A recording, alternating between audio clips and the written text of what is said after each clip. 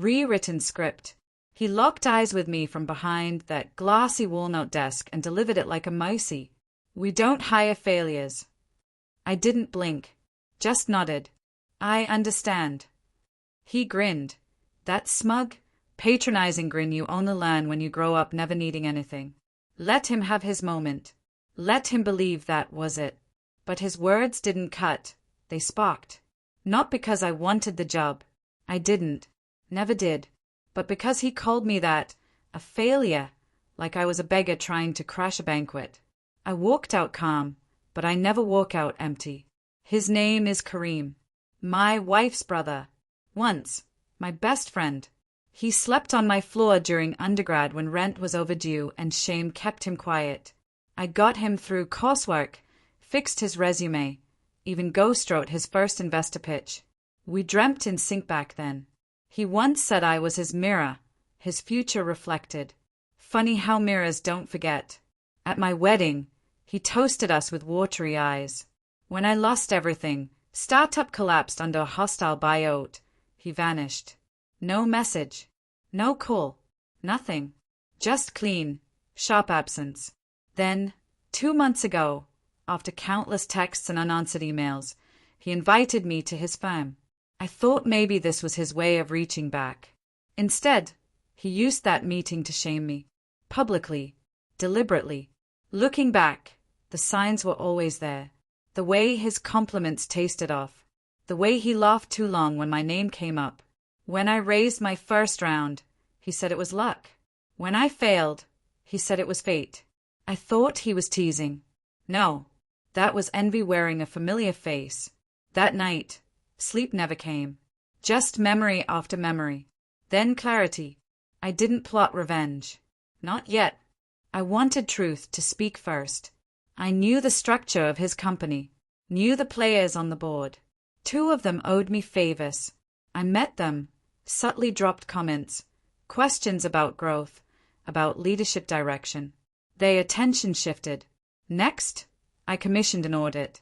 Not for fraud. I wasn't chasing headlines. I wanted negligence, waste, complacency, and I found it. Vendors charging double. Projects bleeding money. His empire was all gloss, no grit.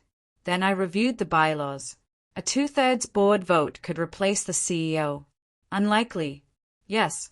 Impossible. Not with leverage. 1 board member.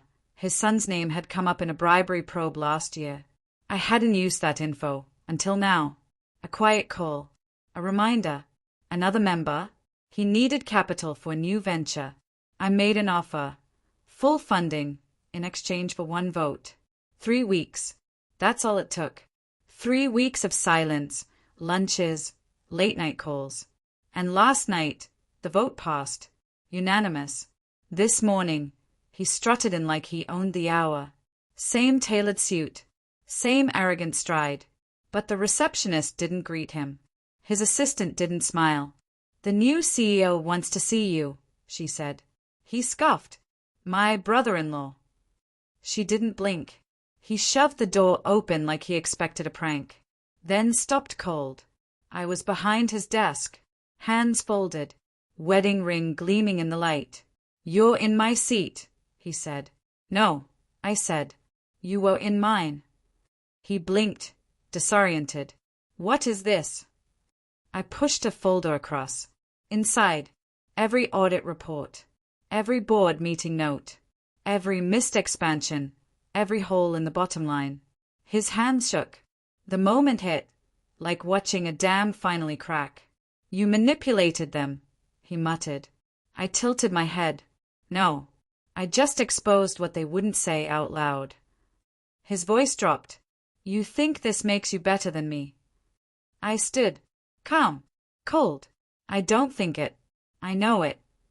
He looked around, at the glass walls, the view, the title that was never truly his. This wasn't revenge. This was reclamation. Security escorted him out. No words. No scene. Just the walk I had taken weeks ago. Except no one said, I understand to him. That night, I stood alone in my office. My phone rang. My wife. She didn't ask. She already knew. I warned him, she said. I'm proud of you. I didn't speak at first. Just stayed at the skyline, at the building that once shut its doors to me. He mistook my silence for surrender. But silence isn't weakness. It's patience wearing armor. Some men talk their legacy into existence. Others carve it, quietly, one locked door at a time.